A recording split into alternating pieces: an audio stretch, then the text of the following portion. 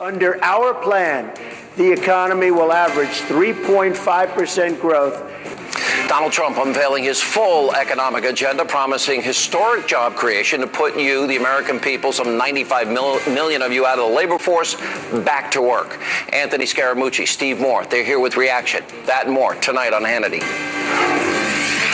See, in this beautiful room that's 122 degrees. It is hot, and it's always hot when I perform because the crowds are so big. These rooms were not designed for this kind of a crowd. I don't know, folks. You think Hillary would be able to stand up here for an hour and do this? I don't think so. I don't think so. Donald Trump last night calling out Hillary Clinton. Earlier today, the Trump campaign released information on the GOP nominee's health, and Mr. Trump also shared his medical history on the Dr. Oz show, which he taped yesterday. Take a look. If a patient of mine had these records, I'd be really happy, and I'd send them on their way. That's right. I must say, I would have shared this earlier. Why didn't you blast this out? I didn't think it was necessary.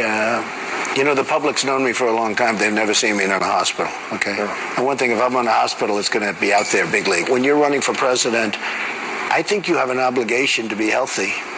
I just don't think you can do the work if you're not healthy. I don't think you can represent the country properly if you're not a healthy person. Joining us now, podiatric surgeon and former research and diabetes fellow at Georgetown University, Dr. Kelly Powers is with us. And from the Fox News Medical Aid team, Dr. Mark Siegel, good to see you both. Dr. Siegel, I look at his health, looks pretty good to me. He's on a statin. He hasn't been in the hospital. He had an appendectomy at 11. Does that matter? That certainly doesn't matter.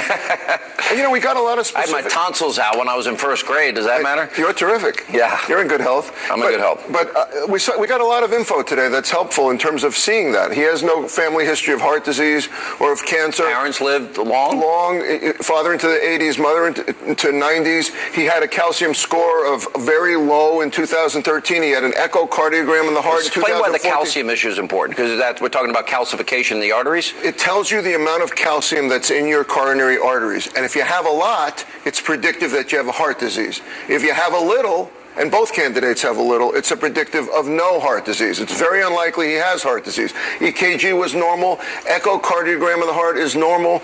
Blood pressure is low. And as you said, his cholesterol is under control. So his heart, lungs look good. Liver tests come back good. His testosterone is a little elevated, which we're not surprised to find out with all of his energy. And his prostate looks very, very good. His PSA was really low. Really low, which is also, again, a sign that he doesn't have any prostate trouble. His chest x-ray is normal. His thyroid function normal. Liver test normal. Yeah, but his weight is his only issue. 236 pounds. Right, he's got 15 pounds overweight.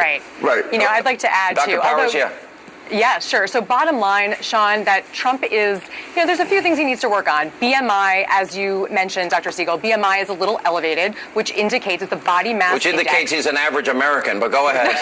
Yeah, so it's a little elevated. So he could afford to lose a few pounds. He is classified under the NIH calculations as being overweight.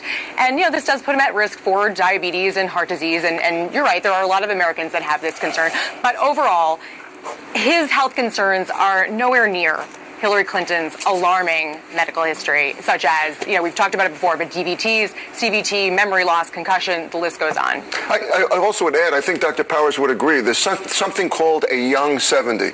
We don't go only by chronological age anymore. This is a young 70. It's not only what age you are, it's what kind of health you're in. I'm a young, 54. Very. Well, you exercise a lot. By the way, I want him to do a little more exercise. He waves his hands a lot, but I want him to do everyone knows I do martial arts and boxing and hitting and punching, and, you know, you do 3 rounds on the bag, and I'm like, I'm ready. Does that mean anything, Dr. Powers? You know, I would like to point out one thing, too. So Hillary releases her medical records yesterday, Trump today, as we saw. But I have a question. Where's the beef? Where is what we all want to see, which is her neuro evaluation? One, has it been done? I would think that most medical professionals would have performed a neuro evaluation and repeat MRIs to be included in that neuro eval. But Where is it? And why? Who is saying that it's not pertinent? And why hasn't it been released? That's what we want to see. I agree with that totally, Dr. Powers. And to your point, we saw a big rundown on the pneumonia, which she's clearly recovering from. Right. Well, it was called non-contagious, which I don't agree with. Pneumonia is generally contagious. But we didn't see anything about that faint or that near faint and the history of faints and the history of head trauma. We did see a CT scan that was negative, but we haven't seen a lot of those records. And she just had a faint. Completely agree with that. All right, I got to let you both go. Go ahead, Dr. Powers. I was going to say, I think pneumonia, although serious, is becoming this red herring. We want the neuro eval. We want to see what's going on. I want a neurological. I would like to see an MRI of the brain. I agree with that. I think that would tell us a lot. Absolutely. I wouldn't hold your breath.